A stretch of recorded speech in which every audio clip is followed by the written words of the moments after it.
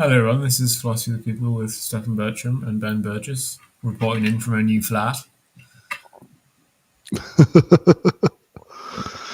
Yes, Sam. No, sorry, I was reporting. I was reporting for you. I'm in the same flat. Maybe Okay. be in a new flat Yeah. soon now. If Yeah. you Yeah. look, Yeah. I thought Mexico is constantly bathed in like a orange light, but Yeah. Yeah. Well, it's not a sunny enough day for the sepia to come in here. Uh, yeah, I mean, you look. It looks like a very kind of English background you've got going on there. yeah.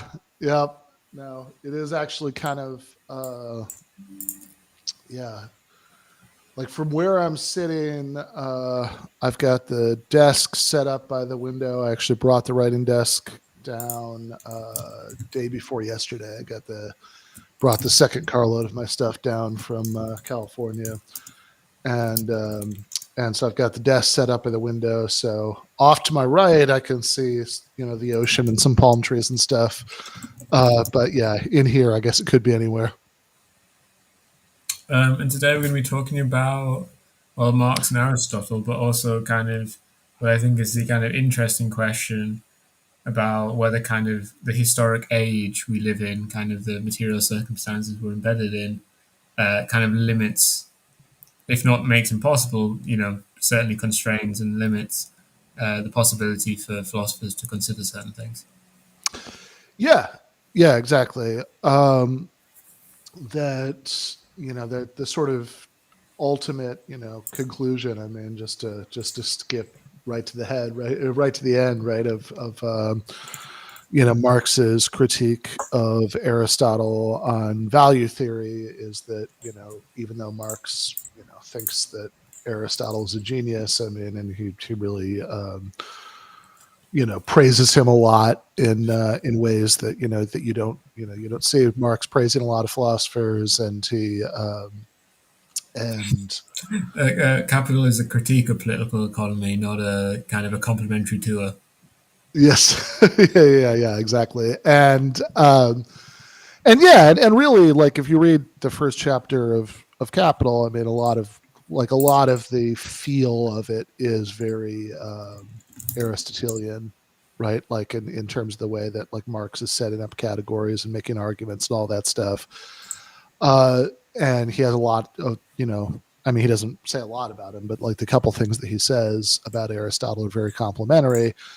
But he ultimately thinks he's wrong, and the reason that he's giving for thinking that he's wrong is not any defect in Aristotle. It's a defect in the time that he's living in. And you're right. I mean, there is a sort of much more general issue that's like hovering in the background of all of this about, I mean, the extent to which we're all, prisoners of the era in which, in which we're living, and people in a people in future centuries will find it sort of incomprehensible, the things that we couldn't figure out. But it's not because we're not clever enough. It's because of limitations on our society. Oh yeah, that'll be. You can have three. Excused absences, and then after that, it's you're in capital class detention. You won't lose any credits, be Yeah, they be social credits or the academic credits awarded at Ben Burgess University. yeah, that's definitely how that works.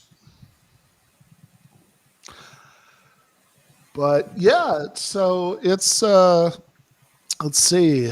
Um, so I mean, one way into all this, I guess, is to just start thinking in a much more general sense about Marx's own views. I mean, that's certainly the way that I do it, in the essay, because I think often when people talk about Marxism, or throw that word around, right? Like often what they're really talking about is just like a political program, right? That so you might say that somebody is a Marxist as opposed to saying that they're like just a social democrat or something like that. Um, so at the very least, it's sort of, radical anti-capitalist politics, but, presumably having something to do with, class struggle. Um, and that's I think oftentimes what people mean when they throw around that term. But of course, if you're going to, get what Marx is doing in Capital, which is what this essay is about, right? That's where, that's what Marx is talking about Aristotle. Um, Obviously, that political program is like really important to understand because that's the context that you need to make sense of everything that Marx is doing. But he's, it's not, Capital is not the Communist Manifesto, right? It's not a exhortation to political action. There's really hardly any of that in that very long book. And so, I think the other way of using the term Marxism that's going to be more useful and relevant here is to use Marxism as the name of like not like a normative political program, but like a descriptive intellectual project, which I think, really has a couple of components, and they're both going to be relevant to the just like Marx's critique of Aristotle, but one of them is an overall theory of history, and then the other one is a sort of specific theory of the bit of history that he's most interested in, which is the capitalist mode of The one production. he's in. Yeah, exactly. Yeah, I mean, because it's an interesting thing, right? I think we've talked about this before when we had our guest episode. One of the two we've Uh, had was yeah, the guy who's not a Marxist, Tibor Rutar. Thibault. That in some way there's kind of like a fundamental limit to how much Marxism you can do about Roman slave society, because you Mhm. just simply just don't have the data, and you'll never have the data.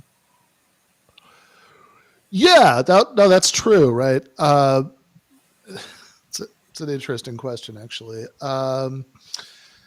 And The Romans couldn't do Marxism because of their historically limited circumstances, and we can't do Marxism about the Romans because of our historically limited circumstances. Two yeah, different I mean, kinds of.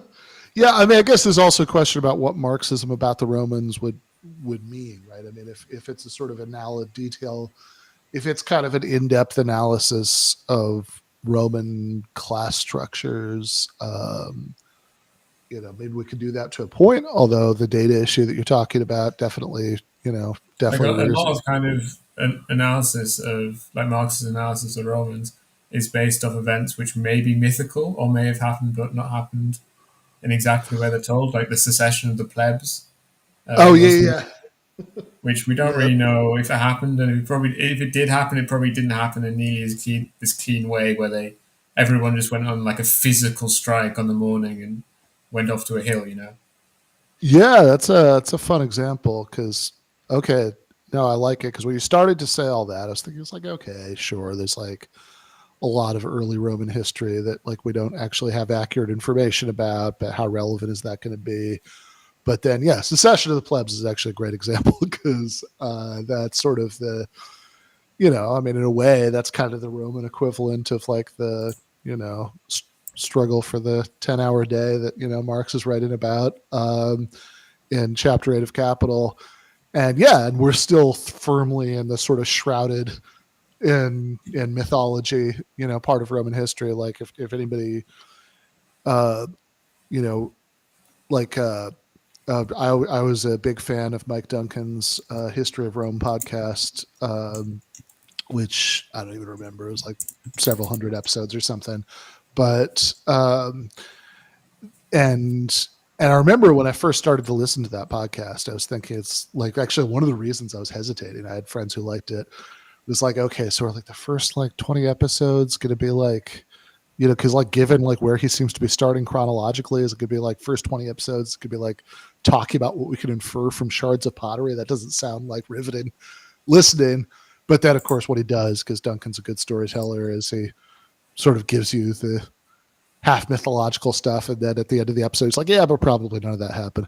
Uh, uh, that's kind of what you have to do for a lot of that. So yeah, that is actually a very good point. Although also interestingly enough, something one of there's this long footnote in Capital Chapter 1 that I'm talking about a lot for a lot of this essay, where Marx says something really interesting about the overall theory of history, and that like might be relevant to like what Marxism about the Romans would look like. So he's talking about some German American newspaper that I don't know did like a critical review of one of his books or something, and in it, he says that newspaper said, well, okay, so Herr Marx, is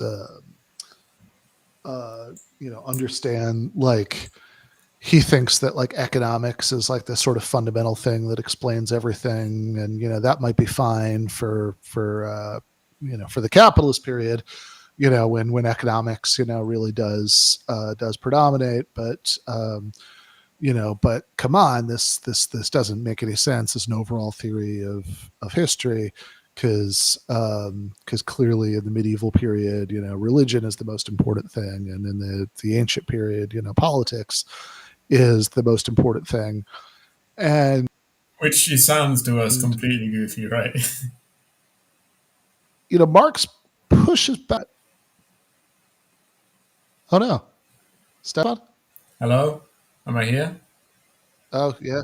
Okay. Yeah. That is actually slightly worrying, because I was having on StreamYard lately. I've been. Oh no, Stefan. Hi. Hey, do you know what happened to that? Well, seemingly nothing. Like for me, I was like on screen the whole time and everything. Oh, I have been interesting. having some problems where my Wi-Fi receptor just switches off, but that's actually not what was happening there. Okay, because I thought, okay, is this me? Because it could have been. I have had internet problems in some recent streams. I was actually really hoping that. No, it was funny because for me, both of us were fine. It was just me Okay. looking normal.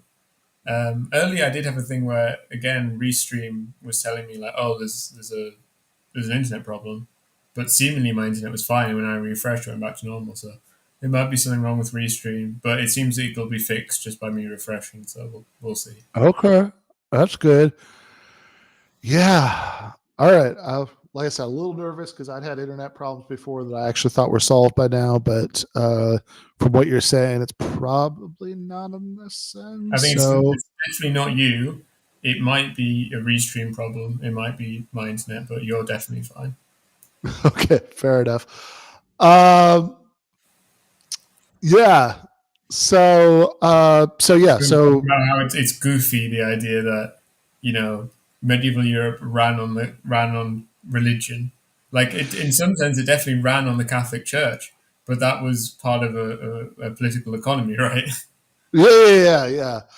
Yeah. So I mean, Marx's answer to this is really interesting, because he does two things. He does push back, and like very much the way you're saying, but he also has this really interesting turn of phrase that um, says like, well, look, um, the sort of economic stuff at the foundation of society can tell us why it is that religion was so important in the medieval era, and politics in the ancient world. And so he does seem to be granting that there's a certain sense in which those had primacy in their societies, but he thinks ultimately the thing that explains whatever kind of primacy they had is still economics, right? Because he says, look, um, the Middle Ages couldn't live on Catholicism, right? Like that, you had to Right. I have mean, at the it's this basic. idea of that's noted by Bergman, and it's directly from Marx of kind of the idea of the halo. I can't remember the exact quote, um, but there's this idea that basically, I mean, it's kind of like the thing we talked about before, where capitalism removes certain illusions while imposing new ones. Um, but there's the idea of kind of the removal of the halo in capitalism, where obviously the Romans it was essential that their political economy, but like merchants and stuff weren't respected or whatever. Yeah. And the Catholic Church was very firmly controlled Europe through its political economy, but it wouldn't want to talk about it in that way. But in capitalism is the era where, on a superstructural level, we're talking about like the grand force of the entrepreneur or whatever. So on a superstructural level, as well as kind of like a base level, capitalism is like economical in that sense. Yeah. I mean, he says that it can't be. I mean, ultimately, I mean, just on a simple-minded level, if people are going to eat in your society, then somebody has to be producing food, and so that's that like line about how the Middle Ages couldn't have lived on Catholicism, and he's also elsewhere in the footnote. He's talking about Bastiat, the French politician, economic theorist, and and Bastiat is saying that like the Greeks and Romans lived off of plunder, and he's making a structurally similar point there. He's saying, well, I mean, has to be something to plunder, right? If people are going to live off of plunder, and so there therefore has to be somebody producing the stuff that is being plundered. So it's and so Marx thinks that this is ultimately even if again there's like some sense in which Catholicism is sort of playing the starring role in the Middle Ages and the in politics in the ancient world, that like if you want to understand that whole setup, the thing that's ultimately going to be the most explanatory is how how all the stuff is being produced, how most people are spending most of their days, that at the base of society, and he thinks, so he quotes himself from 8 years earlier, right, in his 1859 preface when he, sure, that about how the relations of production, in any given society, do you have lords and serfs, do you have workers and capitalists, are ultimately going to be what's going to what's going to explain the legal and political superstructure, the forms of consciousness, and that the relations of production themselves are going to be downstream of the level of development of the forces of production, and there's actually a surprising amount of stuff in chapter 1 about the sort of overall theory of history.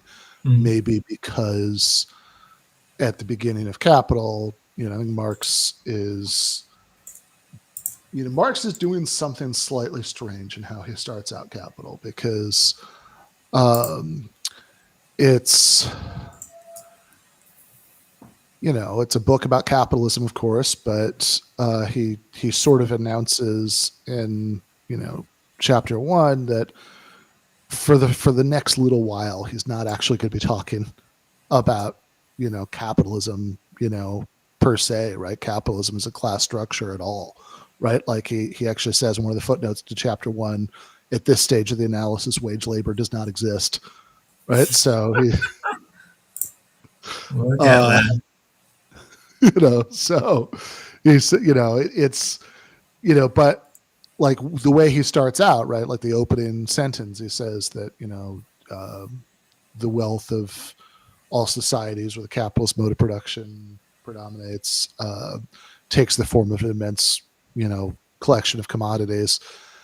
And so it seems like what he's announcing in effect is, okay, look, whatever else is true about capitalism, right, whatever else is going on here, at the very least, this is a society that revolves around the production of commodities. So let's just think about how that works in general before we really get into the sort of the things about it that really make it capitalist, right? The relations between workers and capitalists, right? The capitalist relations of production. And so, he spends like a lot of time there. Like, chapter 1 is pretty long, chapter 2 is kind of short, but like chapter 3 is a monster. Like those first 3 chapters, that section on money and commodities, is actually like a, pretty big part of the book when you kind of break it all down. I mean, so I think that part of what he's doing at the end of chapter 1 is he's sort of reminding you of why we're interested in all this, right? Because it's like, look, you haven't opened up a textbook on like how markets and prices work, right? I mean, that's not what capital is. You're interested in reading about capitalism, right, from a socialist perspective. And so I think at the end of the chapter, he makes a big point of sort of looping back to that larger subject and sort of started to think about how it feeds into this sort of larger picture of the stages of history, right? He's just finished talking about these, how much economists love Robinson Crusoe examples. You have somebody wash up on a desert island and they have to figure stuff out from scratch. And he's just gone through his discussion of that. And then he says, well, let's go from Crusoe's sunny island to the darkness of medieval Europe. And he talks about feudalism a little bit. And then he fast forwards all the way to talking about capitalism and to talk about socialism, right? So it's like, so it goes through, very quickly from, feudalism to capitalism to socialism. Is actually one of the only things that he says about socialism in that entire book. And it says like the Society of Associated Producers in the future. And the point he's making there is kind of what you said a minute ago about how in the political economy of feudalism really explains most of the most important things that are going on in feudal society, but it sort of doesn't wear it on its sleeve. It's like, yeah, there are people who are engaged in economic activity, but that's sort of dirty and, and unsavory and don't focus too much on that. Right. Whereas in capitalism, that's exactly what they want you to focus. I mean, this is the guy who used to be president of the United States and very likely will be again in 6 months, wrote a book called The Art of the Deal, which is part of the genre of like celebration. Like alleged kind of reactionary aristocratic people on Twitter, or like calling Baron Trump like the chief aristocrat because he's from like a dirty money family, but he's also like tall and looks cool. That's kind of the end of feudal reactionary aristocratic politics. Yeah, I mean, well, this is also kind of a weird cycle within capitalist society that, you sort of get these cycles of like, how much do we like talking about how the money is, where the money came from, and how much do we not like talking about where the money came from? And so do you get your like, so there's obviously like a huge strain of, pro-capitalist rhetoric that's all about like sort of glorying in entrepreneurial hustle, right? I mean, the art of the deal definitely fits in there. But then eventually, I think because, by the time capitalism emerged, you were in societies that already had aristocracies and that culturally set the tone. So, eventually once people had their money for a while, right, there's always this temptation to sort of like, oh, no, we actually want to be classy money now and sort of pretend that we didn't do anything to get it. And it just, it's just sort of always existed. And then, right, it's hard to do the pretense in the US, right, where you never really had a pre-capitalist society. Yeah. I mean, the pre-capitalist societies in the U.S. were, didn't develop into this They one. lost out. Yeah, they were replaced by this one by and large, right? So, yeah, no, that's totally right. So there is like a sort of very limited pretense there. I mean, this is like yeah, I mean, this is like sort of the cliche, right? That like what counts as like an old building or an old city or an old university in the U.S. is kind of ludicrous by old world standards, right? I remember uh, that I remember going to visit. I think it was like a suburb of Vienna, and I was told that there was like a building there that was referred to as the Neue Kirche because the Alte Kirche was destroyed by the Turks, right? Which would be a event that would happen considerably before, the oldest stuff that we consider really old. I mean, it's like my God, right? It's like way before uh, immense amount of time before like Harvard was founded or any of that stuff. So yeah, you gotta have to sort of do old money in an American context. You have to grade on a weird curve, and so you let money count as old. That's pretty new in the grand scheme of things. But Do you know how old the Newcastle is in Newcastle? how old is it? It's 1,000 years old. It's That sounds right. 1080. That sounds right. Yeah. So, um, so yeah, in under so when you compare these different forms of society, oftentimes some of the same things will be going on in them, but which ones are sort of openly celebrated and which ones are covered up is going to vary a lot, between societies. And one of the big points that Marx makes at the end of chapter 1, there's some room for interpretation here, but he talks, is about commodity fetishism, where he says that, because capitalism, whatever else it is a market society, there's this tendency to sort of assign this weird kind of autonomy to what goes on in the market. So that says social relations between people are like take the appearance of like autonomous relations between things, right? Between commodities, right? It's got a joke at the beginning of chapter 2 about how sadly commodities can't take themselves to markets. They need us as their guardians, to take them and exchange them, right? Yeah, no, they But can't reproduce by themselves either. yeah, well, that's the really important part, that they can't reproduce by themselves. They have to be produced by us, and I think this is the real point about commodity fetishism. That, I mean, even if you think about the sort of simplifying assumption in the first few chapters of Capital, that okay, wage labor doesn't even exist yet at the stage of the analysis. We're just thinking about like markets in general, as if we were all producing, like we were all growing our own food, or we were all everybody was just producing and then exchanging what they themselves had produced. Even so, even in that scenario, there's still a social relation between people that's sort of being obscured by its form as a relation between things, between the commodities. Because ultimately, what are we doing if if I'm a baker and you're a fisherman, and I exchange some of my loaves for some of your fishes, right? Like, what are we ultimately doing? We're making an agreement that, like, I'm going to spend a certain number of hours of my life baking, and you're going to spend a certain number of hours of your life fishing.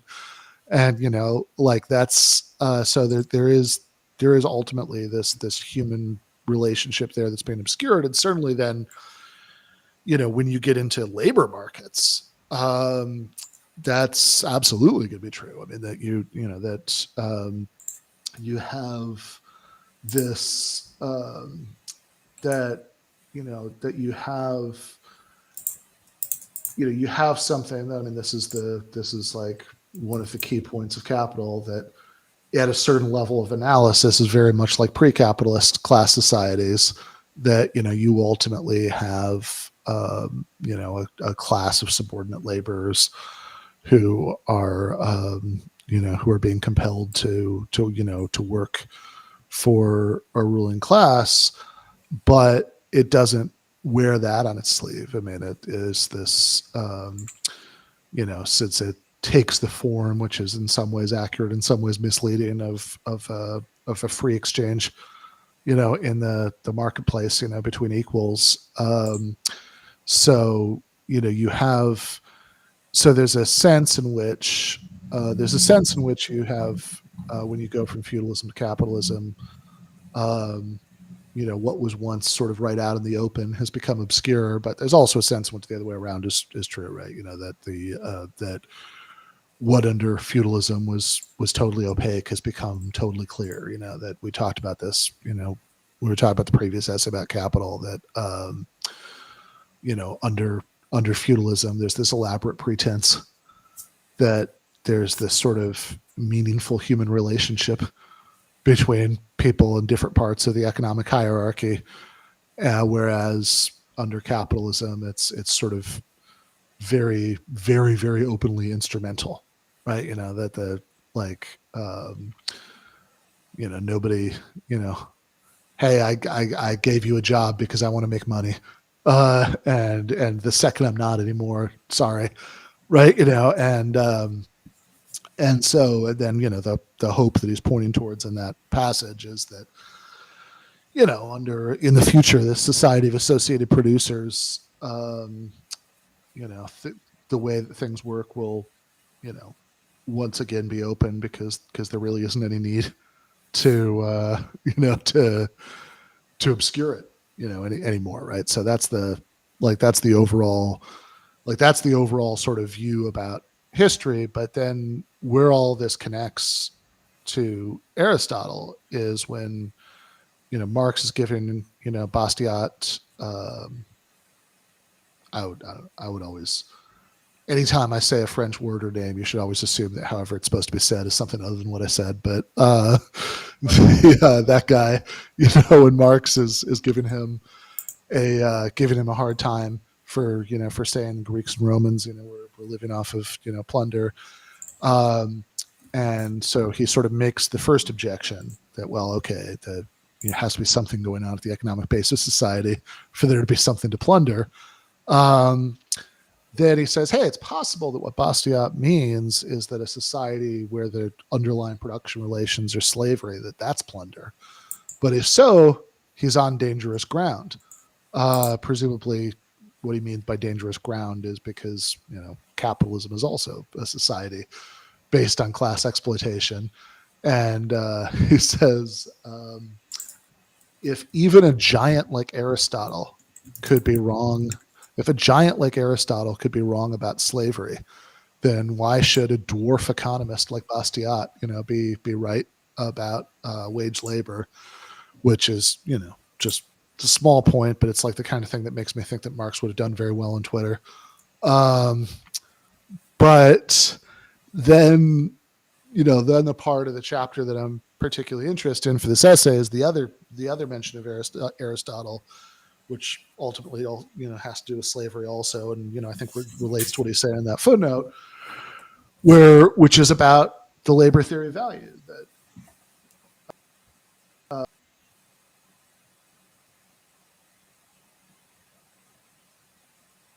Have I lost Ben this time?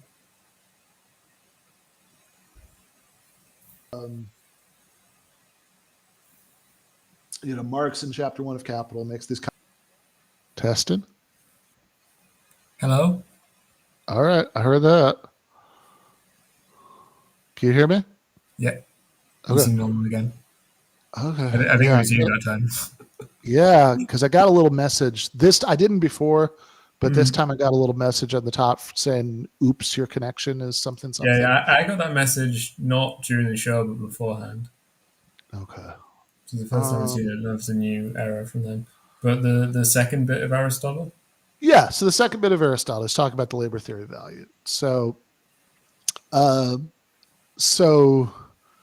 Marx's comments on value in chapter 1 are the subject of a lot of interpretive controversy, but for these purposes in the essay, I'm going with the sort of a very like simple-minded on the surface reading of what he's saying that I happen to think is probably right, but that he so Marx says that value is that value is the value of a product of a commodity is the average amount of socially necessary labor time in the abstract that it takes to produce it. So the reason for average socially necessary is that Marx thinks, well, it'd be kind of ridiculous to say that like a commodity is more valuable because the person who made it was like lazy or bad at their job and they took longer to produce it. And the bit about it in the abstract is a little bit more obscure, but the sort of basic idea is that Marx starts out thinking about exchange value, says that it's like, okay, so we have this intuitive idea that like a certain amount of one commodity is worth a certain amount of another in market exchanges. But what do we really mean by worth? Because and he sort of goes through all this effort in chapter 1 to say that, look, it must be, if given the sort of sheer variety of things that can be exchanged for other things, and in fact, I think a big part of Marx's point in all of this is that money, in a certain sense, is beside the point. That you have, because it's not that there's like something, there's not really something special about money as opposed to any other commodity, right? That what's going on when you exchange a product for dollars or pounds or euros is not essentially different from what's going on when you exchange it for some other product in a barter way. And in fact, I think a lot of the subtext to this is that he's pushing back against other critics of capitalism, like maybe Proudhon, as he understands Proudhon, who want to fight with money. Who want to fight with money, right? And he's saying it's like, no, this is you're just sort of missing the point here, right? Money is not, money is not really the problem, right? That like if you have a system of commodity exchange, in other words, a market, then look, you could in principle have that, without money. I mean, there are certainly times and places that you do have some version of that without money. And, by the time you get to elaborate enough markets to support, capitalist class structures, it's sort of extremely hard to imagine that existing in a totally moneyless way, because it would be incredibly unwieldy and inefficient. Right, But have to be like enforced by aliens or something. Yeah, I mean, you could, in principle, have that, right? I mean, maybe like capitalists, as they're accumulating profits, would just have to spend a tremendous amount of like a tremendous amount of real estate on all their warehouses full of of the commodities they were accumulating, because they couldn't just put them into the form of money. It But would like, be interesting to do some kind of sci-fi story about a planet where like everything rots within like a week. And like no, you can't have coins in that sense, and it's even hard to keep ledgers because they have to be constantly transcribed and copied. yeah. Yeah, one of the things I was thinking about with the warehouses is you'd at least want to be, even if there was no single commodity that you could exchange for all the others, you'd at least want to focus on accumulating dry goods to keep them in your warehouses for longer. But yeah, look, you could even in principle have wage labor without money. It would just be that the employment contracts were, you're being paid in kind and goods, right? And presumably including stuff like, food and clothing and shelter and all that, which, in fact, in a way, you can argue that the history of actually existing capitalism has at least pockets of something that sort of look like that in 19th century company towns, where people were paid not in money but in like scrip that was only redeemable at the company store. And people lived in company-owned housing and all of that stuff. Um, But so yeah, these it's were so just like self-contained, right? They were always yeah, about kind of them importing commodities made by other people with money into this place, selling them with this script and in such a way to like intensify the exploitation of labor, and then use that to for profit, get rid yeah. of all I the mean, underproducts. totally. All the companies that had company towns were still like interacting on a larger market. That so this is why it's So just they pockets. weren't just basically like a cult. Yeah, yeah. I mean, if the but you take this far enough. I mean, I guess you've got to, you know, I mean, if it's totally self-contained, then you've got sort of a, maybe like a very normatively distasteful version of like the Soviet economy or something, right? But yeah, in the but yes, of course, these are this is all interacting with larger markets. So and there's a reason, right, why even those even those instances of like wage labor without like real money were always like pockets within an economy where you did have real money, because it just makes everything immensely easier, right? That this is you don't need warehouses full of your wealth. You can you can just pay people in wages, and like money wages, all this stuff. So yeah, it makes everything just immensely more efficient. Certainly, once you get to the more complicated aspects of capitalist economic activities, it's very hard to imagine. Somebody was pointing this out in class today. It's like, just try to imagine like the conversation with like a stockbroker or something in the world without money, right? That the like how how all that would be represented. But in any case, so Marx thinks that okay, so forget whether it's money or not. That's beside the point. He thinks, right, that you know it's commodities have exchange value, and money is just sort of a special kind of commodity that has almost no use value except for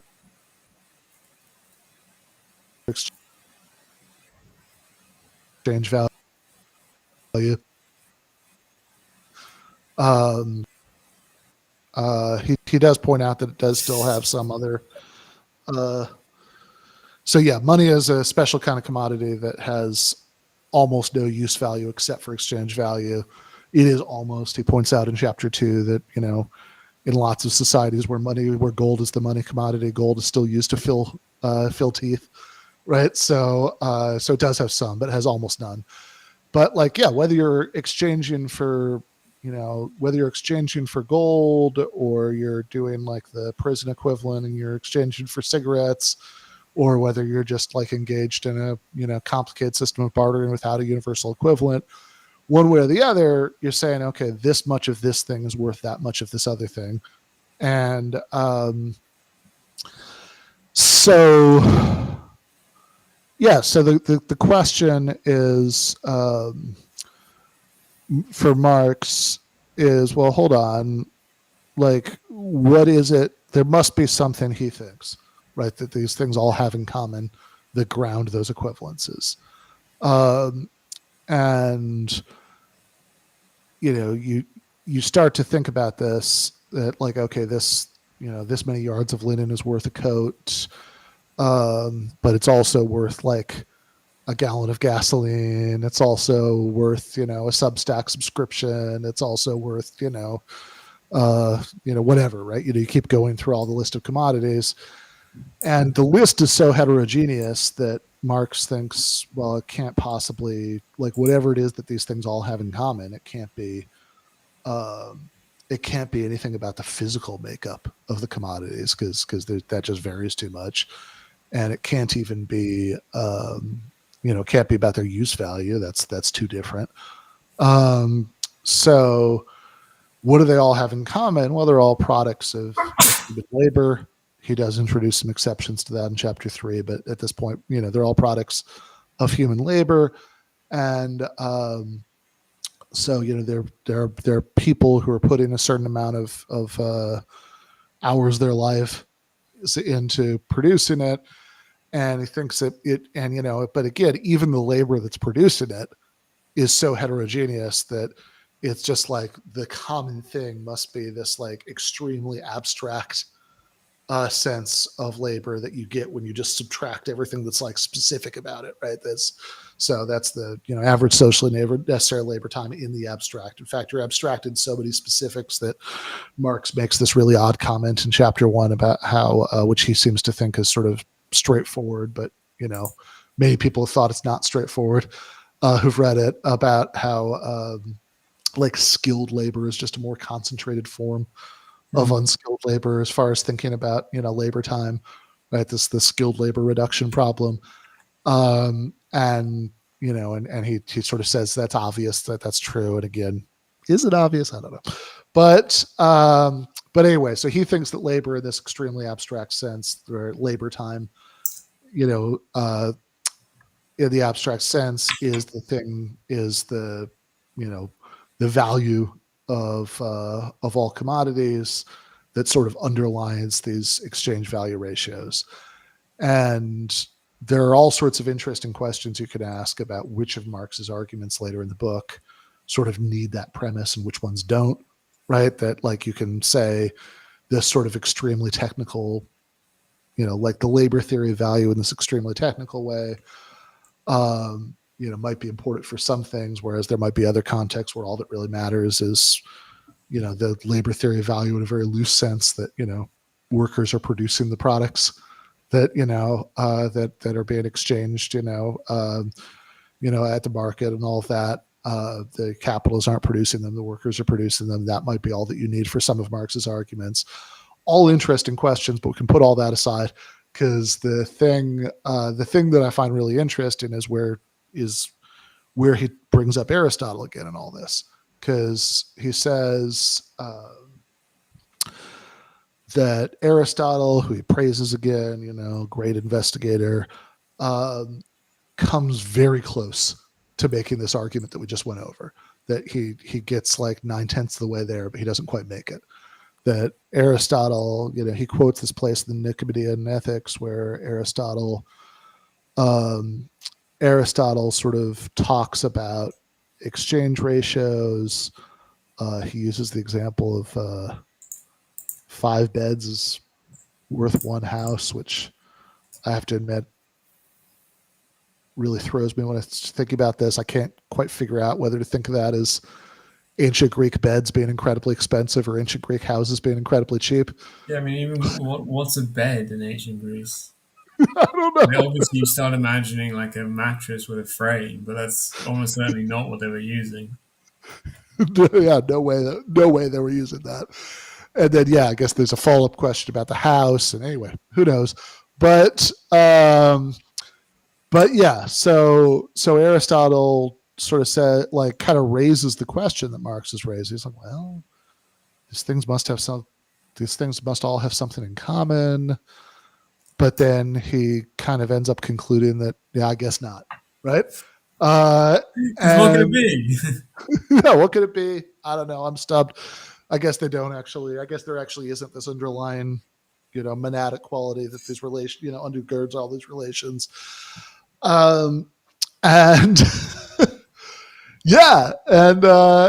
Marx.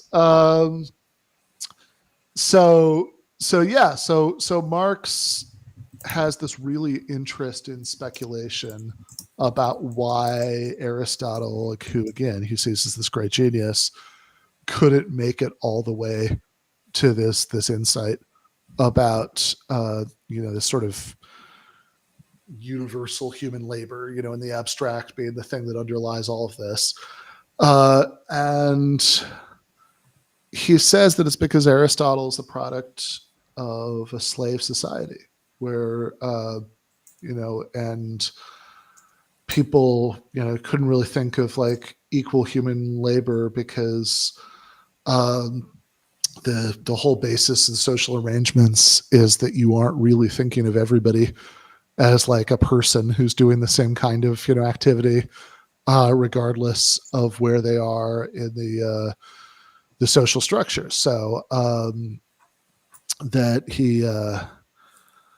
you know, he says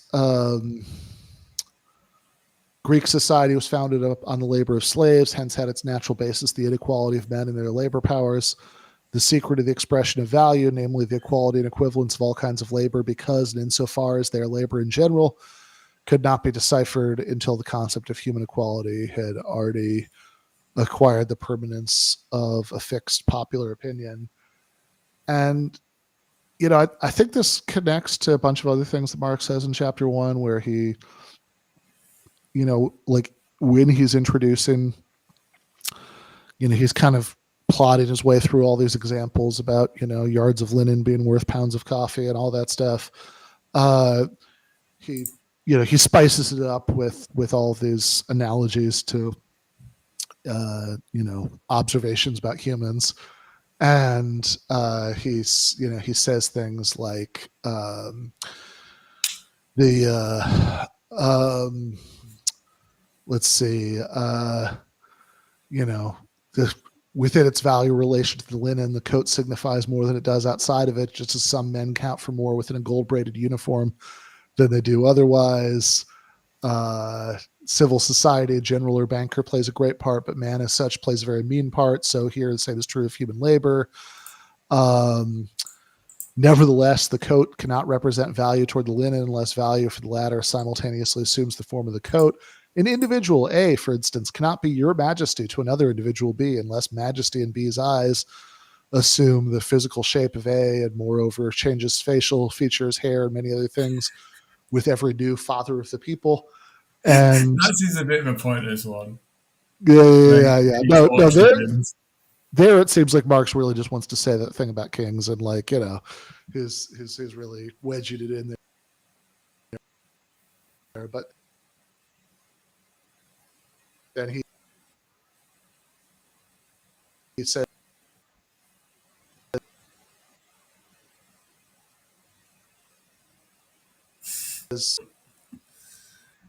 he says something very similar about kings. And do we just glitch out for a second? You were struggling there. Yeah. So he has all these like metaphors and allusions that the point of it seems to be that it's that there are all these things about forms of society that mask the fact that people are all just kind of people, and there aren't really like sort of innate natural differences between them that that explain the social differentiation. And so it seems like his claim about Aristotle is, well, the problem is Aristotle's living in a slave society, and the idea that there's like a pretty like the idea that there's natural differentiation between people underlying the social differentiation like almost has to exist in a really extreme form for you to live in that society, right? Like if you have it, like, so Aristotle himself, of course, notoriously, makes some comments about, I think elsewhere, even the ethics. Anyway, they, make some comments about natural slaves, right? Aristotle thinks it's only wrong to enslave people who aren't natural slaves.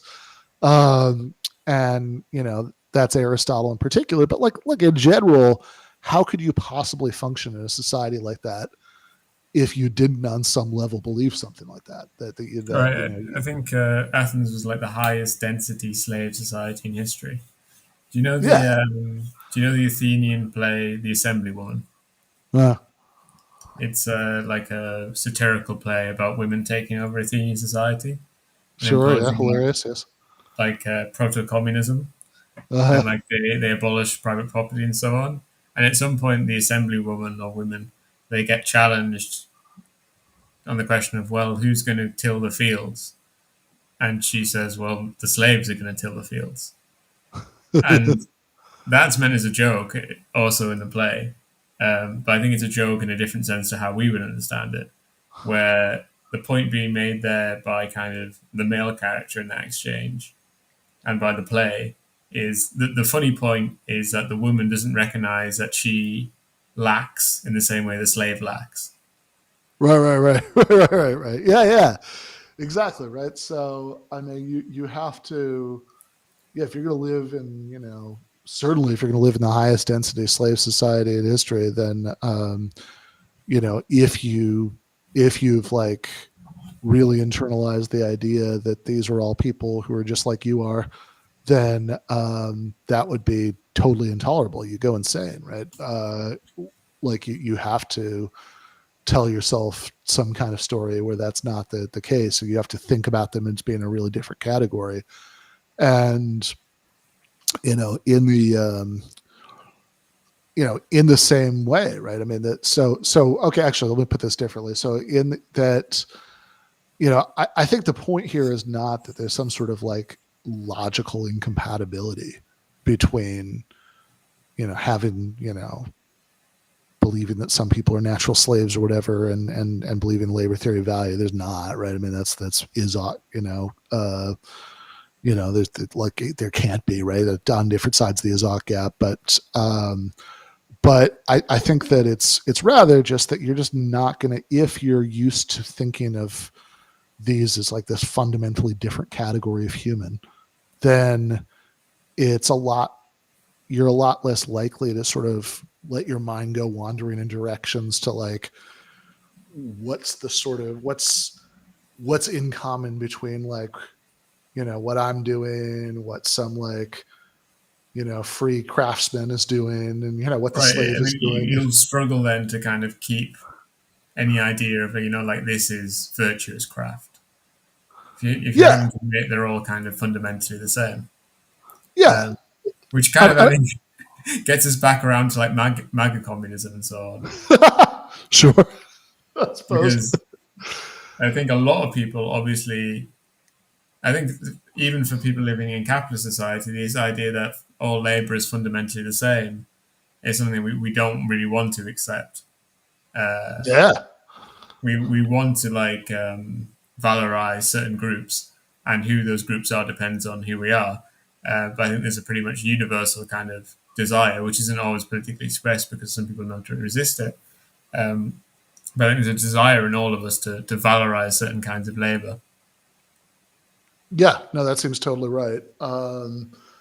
That that this is, yeah. I mean, if an hour of my, I mean, yeah, this is even the kind of point that Proudhon makes, right? I mean, that there's like the sort of 15 minutes of the lawyer's time, being treated as equivalent to weeks of a small farmer has to deal with them. Um, yeah, I think that so one analogy that occurred to me last time I was talking about this is that it's like, look, like Marx, for example, takes it for granted that there's a big difference between like the role of machines in production and the role of human beings, right? Just thinking of those as two very different kinds of things, right? You could, I suppose, imagine a society perhaps after a successful robot uprising where people weren't really making a big distinction there, and there might be other ways of thinking about this that would occur to them that wouldn't occur to us, but like but we put those in like really different like metaphysical kind of categories, that the and so similarly, if Aristotle's living in a society where where he, it's easy to think of like what slaves do as different from what free people are doing as what machines are doing, compared to human labor, right? Then yeah, you're just less likely to be able to stretch your mind to think about sort of absolutely general abstract human labor, right? Because again, you have to have like it's not just that like Aristotle in particular was a bad guy, right? It's that how could you possibly exist in that society without without believing something like this? It was funny when I was reading this book about slavery in the ancient Mediterranean, and they were talking about how they were trying to explain the condition of slaves in Athens, and they were like, "Well, the modern thing it's most similar to is wage labor, because Yeah, basically what most kind of like at least valuable slaves in Athens did, like in Athens city, was that they would work at a kind of facility provided by their masters, and they would make things and sell things, and then they would teeth a certain fixed amount of what they made to their master. Of course, there were other kind of slaves where the difference is more fundamental, and kind of the justification for slavery seems more obvious. In that, for instance, they also had I think it was silver mining, not gold mining, but Athens had big silver mines, and the method they had of mining there in any way which was effective just killed you. Like yeah, it killed a lot of people very very fast. And then there was obviously no way for love nor money to get free laborers to do that. And so they were like, well, this is something you fundamentally need slaves to do this. yeah. I mean, this is the. I mean, this is one way of sort of making really vivid the idea that the level of development of the forces of production can explain what kind of relations of production you get. Situations like that, or or like I don't know, like early, you know, like pre-revolutionary Haiti. Uh, the I don't remember off the top of my head, but I remember that the like average lifespan for slaves who were imported into Haiti was like absurd. It was like a I few mean, years. Marx talks about it in Capital, right? Because he specifically does. He talks about how in the West Indies, in a certain point, I think obviously before his writing, because he was writing after the slave trade had been abolished, but at some point in the early 19th century, the average lifespan of an imported slave was 3 years. But he uses that to make the point that in certain factories which have produced heavy dust in Manchester, Uh, kill you even quicker than that. yeah, I mean but like yeah, generally speaking, if you have like if you're doing like sugarcane harvesting in the conditions that it was being done in Saint Domingue, then like it's very hard to see how that would have happened with a free labor force, right? I mean, this is Right, and they just had to adapt how things were produced in the antebellum South once they were stopped from doing the slave trade. yeah, right, because there's a lot of things you could yeah. So you have And then not slaves led long and pleasant lives instead of short and pleasant lives. yeah. Yeah, because you're just not going to get people to volunteer to to do that. I mean, this is actually something that which is one of the reasons why, in fact, in early post-revolutionary Haiti, the abolition of slavery happened by some sort of very strange stages, because the successful revolutionaries were sort of struggling with like, how do we stop the economy from completely collapsing? If we don't if we like really do what we said we would do. And yeah, I think that it's and by the way, I should say, Sandwich in the GTA chat, I believe, said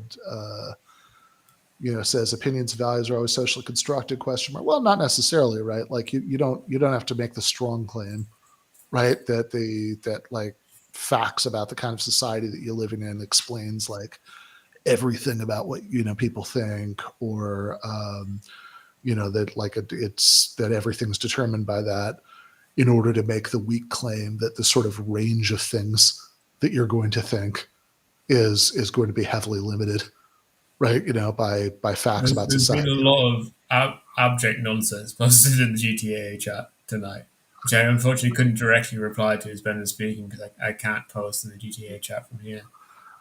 All But I right, would say well to people there that don't forget that social constructs are real. A social contract does not describe something which is not real. Rather, it describes something which is real, which is being constructed by human hands. Um, Yeah, this specific yeah, social manner. But yeah. apparently, the average lifespan for slaves in the United States in 1850 was 36, which sounds very low. But apparently, the average lifespan for a white American at the time was 40. Uh, uh, yeah, I mean, governments are social constructs. This is, which is actually, I will grant, I think is like a problem because I think in certain contexts, a lot of people want to use the phrase socially constructed to sort of suggest not real, Yeah, right? Where like what they really mean, because it's like, it's yeah, contingent in a kind of quite yeah, straightforward way. yeah, exactly, right? Like, because there's a world of difference between saying that something's imaginary and that it's contingently real. And I think that sometimes uses of the phrases like social construct and socially constructed sort of waver between the two in an unhelpful way, right?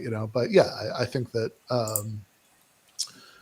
But yeah, in any case, on this, I think you can say that there's like there could be like ways in which particular societies that people live in at particular times like limit the range of things that they'll be able to figure out.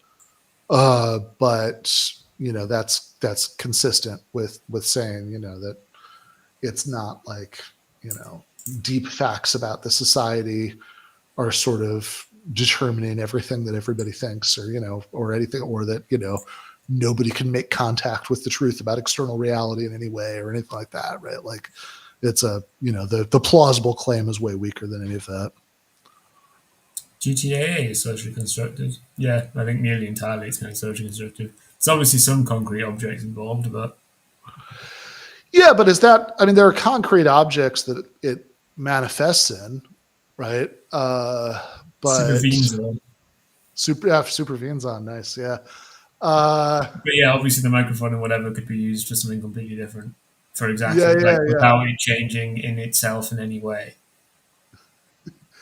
Yeah, I mean, right, exactly. Like it's itself. I mean, it's like an abstract object, but it's not like an abstract object like the number three that arguably, that it wouldn't be crazy to think has always existed, whether or not anybody was aware of it. Right? Someone in the GTA is GTA chat asks, "What is GTA?" awesome. Yeah, give them an argument. The show in which you were watching. Um, yeah, the which has not always existed pretty clearly, right? Like so, which hence social construct. But yeah, I don't know. Aristotle good, Marx better. We got anything else for today? No, I mean my show last week went well. Oh, nice. Um, Yeah, yeah. I have a yeah. I just caught a minute of it, and I don't know if you saw my supportive chat. no, I think I didn't. Okay, I Was it said if right at the end or? no, no, it was pretty early on. I said I popped up in the chat to say I'm probably not going to be able to see most of this live. I just wanted to say that I just wanted to preemptively throw Stefan under the bus if they end up saying anything bad. No, I guess I was probably just too focused on the doing. Because Yeah. it was No, good because what I watched looked interesting. I haven't seen the whole thing. with the PowerPoint feature, it was much easier to read chat than when you're reading off a script, and then not lose your thread. But still, I missed plenty. But no, it was good. Obviously, it wasn't philosophy. Eh, It was discourse analysis, but it was fun.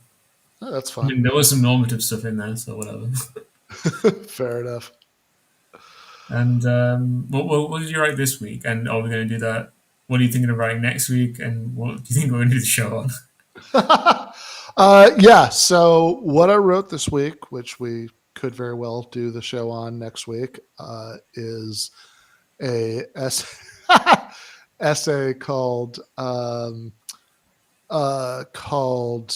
District 9 Objection to Metaphysics," which the setup is something I've thought about many times over the years, which is back in 2009, I went with a friend of mine to go see the science fiction movie District 9, and it was a friend from graduate school. And there's a scene in the movie where what's essentially a small alien child just sort of intuits the controls on an intergalactic spaceship, and it seemed pretty implausible. And That reminds me. I read a sci-fi book recently called "The Mote in God's Eye," Okay, I don't know. um, and various stuff happens. But one of the interesting things about this alien species is they. Well, this is kind of a main spoiler, but who cares? It's a sci-fi book from the 1970s. This species has to reproduce or they die, which Okay, leads to this constant, like intensive. Even when they reach civilization, they still have like pre-civilizational kind of boom bust population cycles, yeah, which leads to apocalypse and so on. And so there's intelligent species, but they constantly have this collapses. So they've been intelligent species for hundreds and hundreds of thousands of years. Normally, spent most of the time in kind of the Stone Age, as humans did. But then through so many cycles of this, that they naturally evolved to be tool users.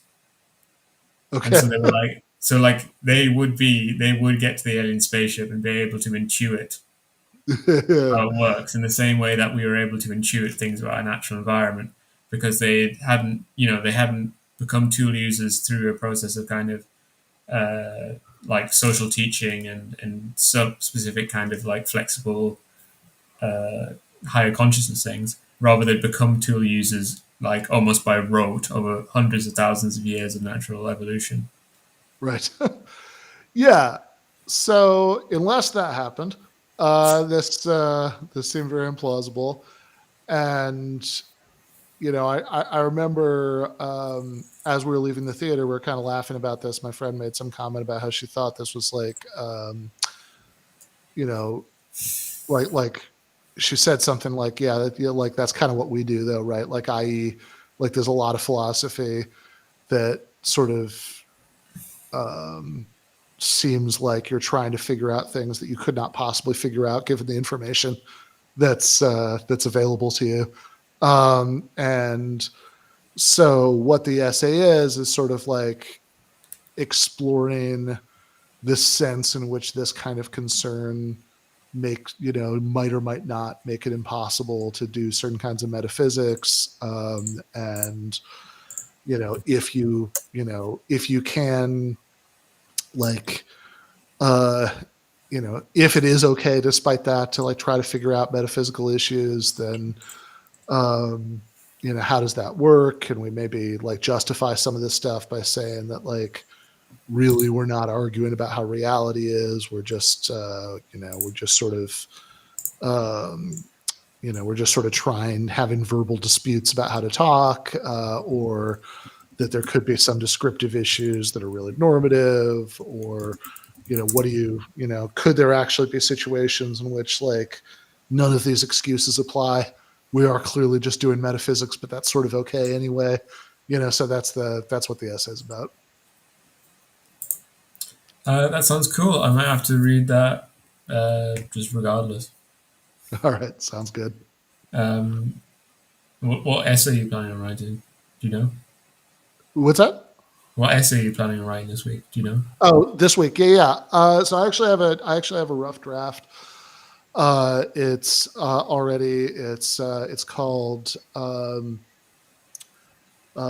Euthyphro on Twitter, or the joys and frustrations of arguing about philosophy on the internet.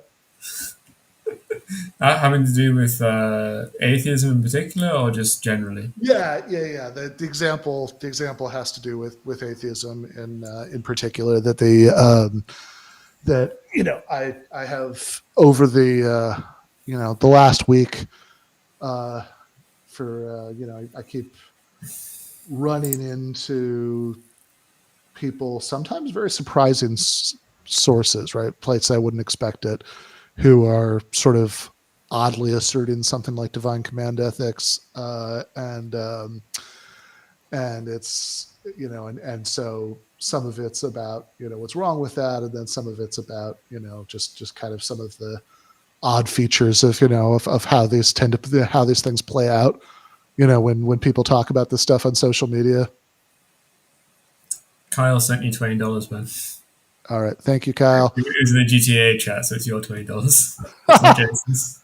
Oh, I didn't think you could put the GTA chat on the um, Yeah, display. I can do everything. I can even ban people in the GTA chat, which is funny.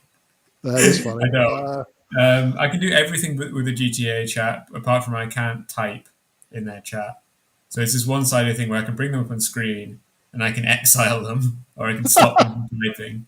But Uh, the only thing okay, so you really are, yeah, you really are like a hidden god, who sets up all the conditions, but can't actually just directly but yeah, make if yourself I want known. to talk to them, I have to speak over you, basically. Fair enough. Uh, well, thank you, Kyle. Much appreciated. I'll think about you when I pick up my pizza tonight. Hell So yeah! At Mexican prices, that $20 will go far. yeah, that's right. That's right. Pile of stack of pizza. Oh dear. Where's the outro button? Bye everyone.